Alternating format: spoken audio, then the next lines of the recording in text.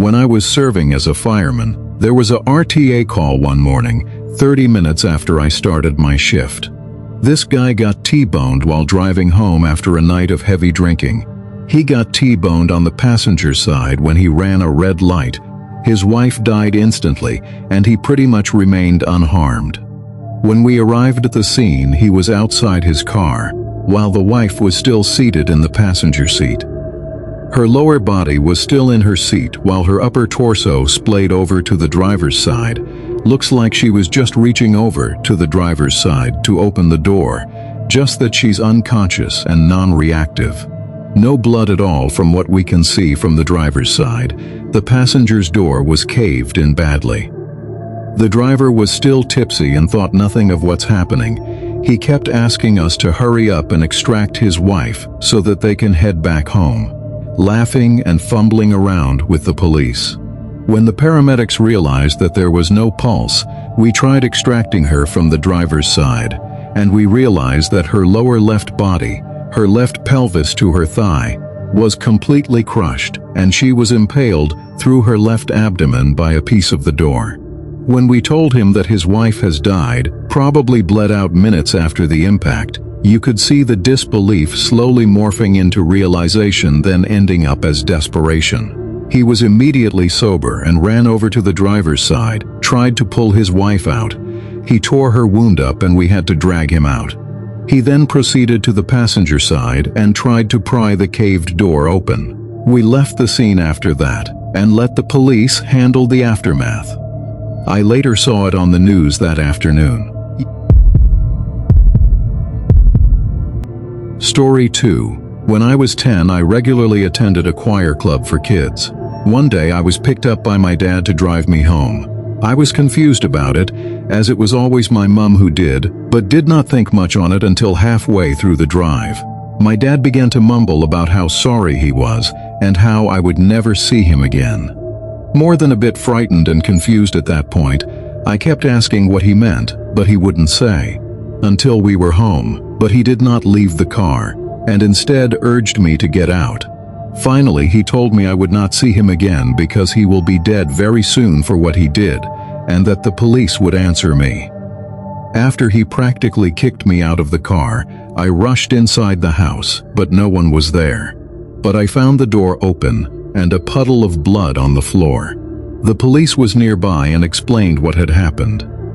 My dad was obsessively jealous and had found a pack of old condoms in the cupboard, so he drew the conclusion that my mum must have cheated on him. Never mind the fact that we only recently moved into this apartment, and they could have been left by previous tenants, or the fact that he controlled my mum's very step and never let her go anywhere alone. The police took me to the hospital, where my mum, luckily alive, was being treated. My dad had smashed her skull in with a full wine bottle. The only reason she survived was because my little brother, 7 at the time, intervened. If it weren't for him, my dad would have killed my mum in a fit of jealousy. When he said that I would not see him again, he meant that he had planned on killing himself shortly after dropping me off. He did not succeed, and police managed to get him into a mental ward. Till this day is the scariest thing that had ever happened to me, but I keep thinking of my brother all the time. To witness your own mum being beaten half dead by your dad. We both suffered extreme mental trauma from this event later down the line, but somehow turned into decent people. I never really told him how grateful I am he was there, but I think that I really should. Another woman fell in love with my great-grandfather, but he was already married to my great-grandmother. So she went to their home with a gun while he was at work. When my great-grandmother opened the door, she shot her point blank. However, my grandmother, then 3 years old, was behind her, watching everything. I guess she concluded that she wouldn't remember, or wouldn't be believed, or simply couldn't shoot a child, being a mother herself. And thankfully, she didn't shoot her. This was around 1930. Forensics weren't very advanced. So no evidence was left, and the case went cold. Life continued on, and eventually the woman, named Lorraine, got what she wanted. She convinced my great-grandfather to marry her.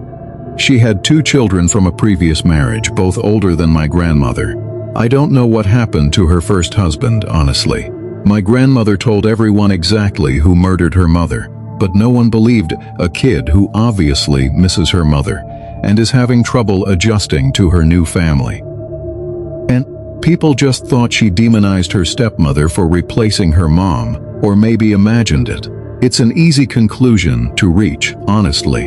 And so years and years pass. She grew up with her mother's murderer in her own house, sleeping rooms away, and Lorraine knew that she knows. She appears like the perfect housewife, swooping in and caring for the grieving father and child. My grandmother grew up tormented by her and her children. There was obvious favoritism. The stepkids are spoiled, and she's the black sheep of the family. When my grandmother became 25 years of age, she moved out and married my grandfather. She moved on and had children of her own. Years later, Lorraine became ill and finally landed on her deathbed. And there, she finally confessed to the truth and told everyone what she had done. I guess she was worried about the state of her soul. 57 years had passed since the murder. 16 since my great-grandfather had passed. He never knew the truth. No documents were ever officially amended to state that she was the murderer, as far as I know. The authorities consider the case cold. Still, almost 100 years later, it drives me nuts that my grandmother always knew, and even after she was an adult, people just said, "Oh, you had an active imagination as a child." There was no way. To live with that knowledge for so long and have no one in the world on your side, your whole family against you, that's what scares me. The Franklin Expedition. Somewhere in the neighborhood of 150 British sailors and military personnel on 2 ships embarked on a mission to find the Northwest Passage from the Atlantic across to the Pacific through Arctic waters. The ships, named HMS Erebus and HMS Terror, departed British waters in the 1845 and were never seen again. In subsequent rescue attempts and investigations, it was discovered that quite possibly everything that could have gone wrong on the expedition did so. The weight of the ships, with their reinforced hulls and decks designed to fire mortars and cannons off, worked against them, as much of the waters crossed were shallow and filled with rocks and icebergs. The time chosen to launch the expedition occurred at one of the coldest Arctic periods in recent history, meaning the polar ice didn't melt like usual as the ships became locked in the frozen water and essentially experienced an endless winter for over 4 years. The food they stored, which was supposed to last for years, thanks to the revolutionary new process of canning, was bought at the lowest bidder. Much of the food was improperly sealed, so they spoiled, leading to food poisoning, and even the ones that were properly sealed and kept intact were riddled with lead thanks to the soldering used to keep the food inside fresh. In conjunction with the lead pipes in the ships the men would have been drinking out of for years, this means that the entire crew of both ships were slowly being infected with all manner of diseases, namely botulism, scurvy, and heavy lead poisoning, which also affects the mind, leading to memory loss, heavy paranoia, and general mental deterioration, combined with already present tuberculosis that killed a small number of the crew before departing to the Arctic. After about 2 to 3 years stuck in the ice, the captain in charge of the voyage, John Franklin, and many other crew members died in unknown circumstances, and the remainder decided to abandon ships and try and hike out together to the nearest trading outpost and Backfish River in Canada, hundreds of miles away, by loading up their rowboats with supplies and fixing them on sleds to be pulled. All remaining crew perished on that journey.